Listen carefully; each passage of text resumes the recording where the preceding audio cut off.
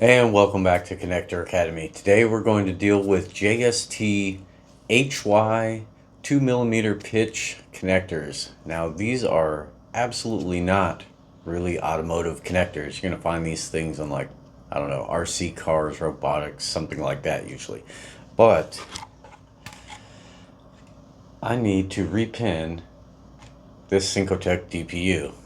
So I had to buy some. Figure might as well do a video. Maybe it'll help somebody. I don't know. We'll see how we get on. Let's get into it. Yeah, just kidding. Like, I don't have to.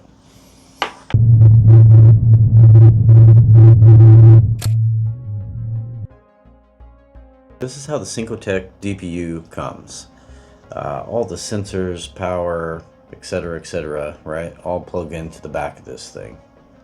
Then it transmits a signal with Bluetooth to the head unit that displays all the information on the dashboard. But the video is not really about that. It's about these small connectors. As you can tell, they are very small. Let me grab a colored one so you can see it better.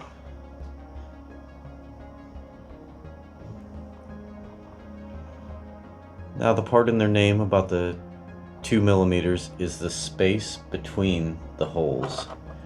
So it is 2mm from the center of that hole to the center of that hole. That's referred to as the pitch. Now, what I have for the small kit that I purchased is it just has a bunch of female connector housings, which I'm not going to use. I'm going to use them on the video just for practice and because they're all nice and clean. I'm going to repin all these because the move with all these small connectors in an automotive situation is it's all reliant on strain relief. Obviously, these are all plugged into the DPU. All this wire is managed in such a way to be held with purgatory zip ties or clamps or whatever. And the load of the actual harness is held by the DTM connectors, which, if you're not familiar with DTM connectors, there's a video on them, tells you all about them. These are proper automotive connectors, and so we want to make this transition short. Now, I had one problem where I'm moving this unit to a different location, and all of this is changing in length. So I needed new pins for all of these. Also, I'm going to be transitioning off of whatever size wires these are, possibly 28 gauge, over to 22 gauge TXL. Is a lot more robust and more appropriate for use inside of the aforementioned DTM connectors. So overall, it'll just make the whole thing more robust, and that's really it. So let's find out if I can even crimp one of these tiny pins. This little thing right here. They're like most open barrel terminals. You've got the big portion that grabs the insulation, and you've got the small portion that grabs the conductor. It looks like it's about 6 mils long. Less than 2mm wide. Looks like 1.5. So the problem that happens mostly with these is the harness gets worked like this, and will either pull the pin and break the plastic or break the wire off in the back of the pin. Looks like it might have too much conductor strip there. By the time you get up, man, this is going to be really difficult. Yeah, too much conductor there. That looks a little more promising. Oops. You want to talk about hard to see. I'm trying to watch it through the camera. Might still be a little bit too long.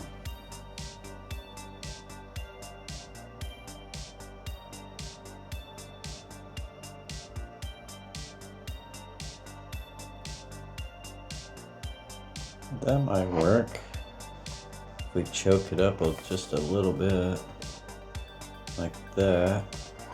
So this is the crimper that I'm going to attempt to use. I don't know how you say this, but it looks like some line. You can see the model number there. Because we're using 22 gauge wire, we're going to be using this last slot here.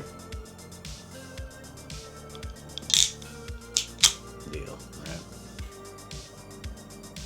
So I think the real trick is going to be setting the terminal in there very carefully and then guiding the wire in. I think it's important here to talk about full disclosure. This is actually an entire different day. And later on, you'll probably notice my hands are more stained because I've been wrestling with a particularly dirty LX470 all day.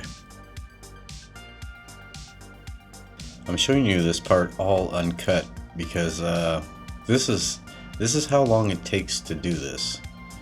And this is after probably trying about 15 times and failing. What I did learn is you can hang the terminal in there very loosely and just barely apply pressure to it before presenting the wire. It's also worth mentioning that if I wasn't so stubborn about using 22 gauge and I just used 24, 26 gauge wire, this would be much easier. But because I'm at the absolute limit of the terminal, this is extremely hard to do.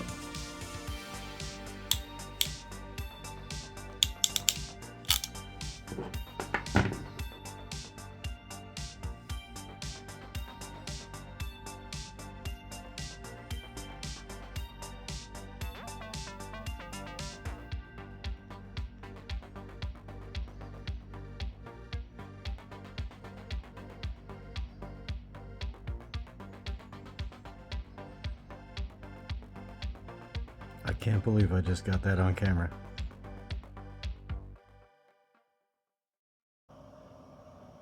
There we go. First attempt here was a miss. I think a little long on the conductor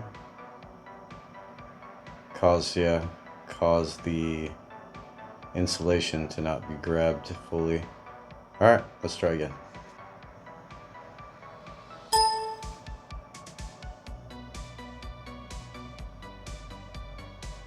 Oh man, that is so close.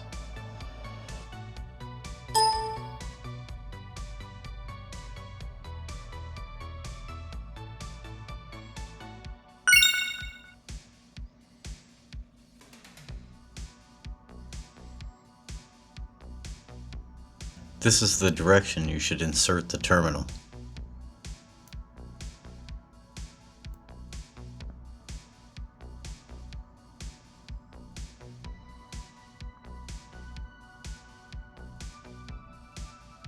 And depinning these is actually quite easy. You just need something extremely sharp.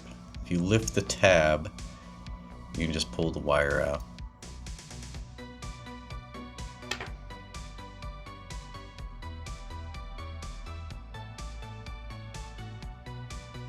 The connectors themselves are pretty straightforward.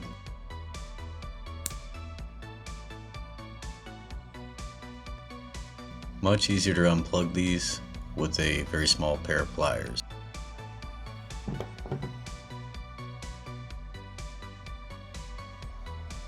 If this video helped you at all, don't forget to like, comment, and subscribe, and we'll see you on the next one. Peace!